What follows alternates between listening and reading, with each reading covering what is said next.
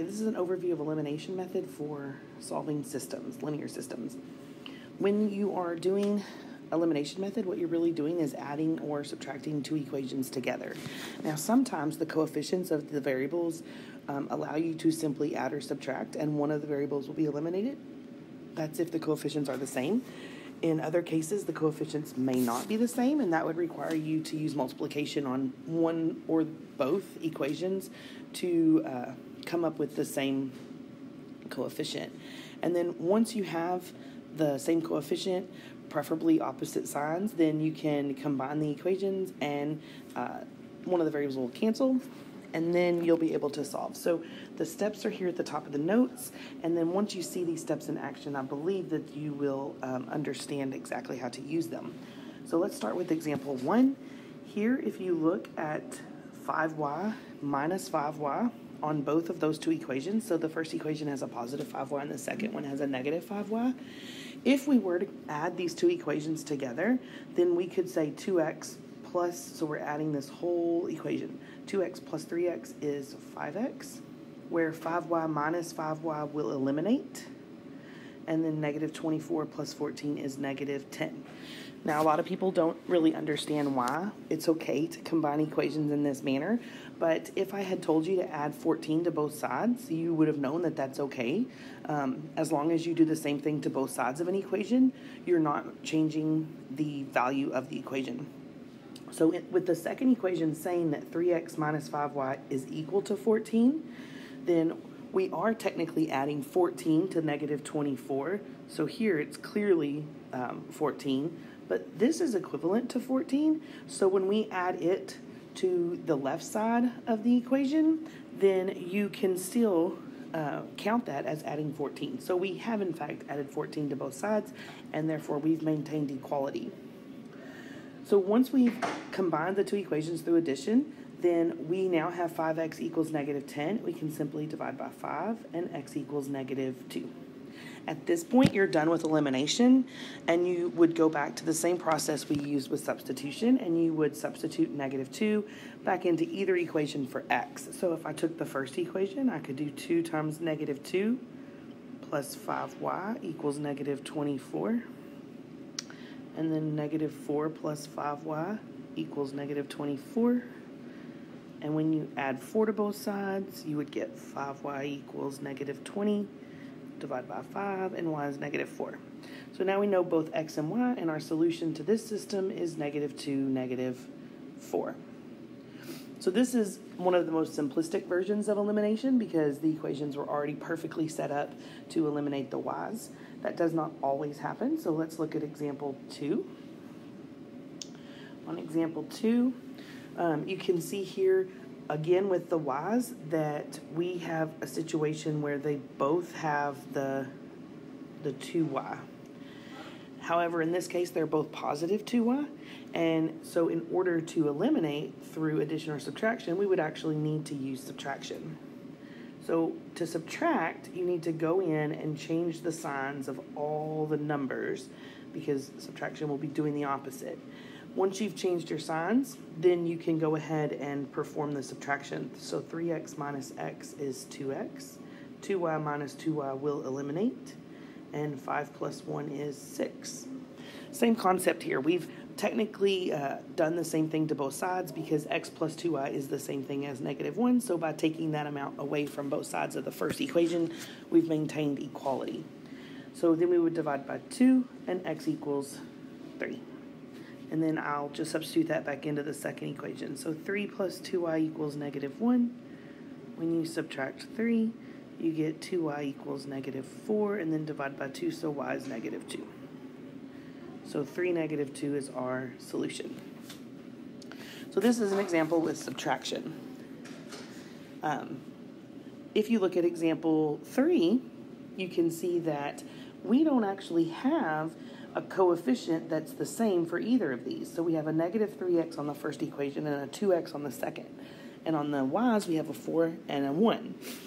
So we can't actually use addition or subtraction alone. We would need to get a common coefficient first.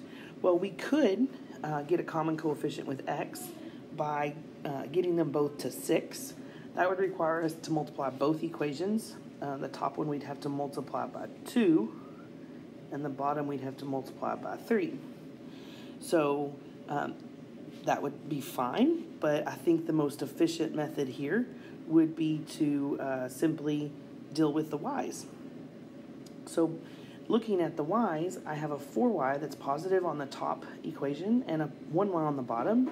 If I want them to eliminate and have the same coefficient but opposite signs, then I could simply multiply this second equation by -4. Now this is just like when we multiply any equation, you have to multiply every term. So you get -8x minus 4y equals positive 32. At that point, you can bring your first equation back down. And now you'll see that these two are now opposite coefficients with their signs. And so they would eliminate through addition, and we would have -8x minus 3x is -11x, and 32 plus 12 is 44. So to solve that, we just divide by -11, and x equals -4. And then you would just plug that back in. So at this point, it's just like we did with substitution. Once you know one of the variables, you substitute it in to find the other variable. Now this one's a unique situation, and some of you guys don't like when this happens. When we go to add the 8 to both sides, we actually end up with y equals 0, and that freaks some students out. But 0 is a perfectly fine number, and so it will stand as a solution of -4, 0. So this solution just happens to be on the x-axis, and there's nothing wrong with that. Okay, so let's do the last example.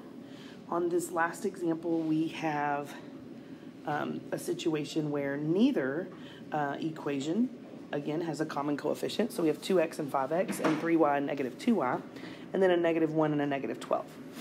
So what I would want to do is come up with a common value between both of them. However, there's no way for me to get from 2 to 5 or from 2 to 3. So I'm going to have to multiply both equations in order to get that common coefficient. So for this, I'm going to do the x's since all three of the other examples were for y, but we could technically do the y as well. 2 and 5 are both factors of 10, so if I could get them both to be 10, then I would be able to use elimination. So to get 2 to 10, I'm going to multiply this equation by 5, and I'm going to come to the side. So that'll be 5x plus 15y equals -5. And to get the second equation to... Oh, that's wrong. Not 5x. 5 times 2 is not 5, it's 10. My bad.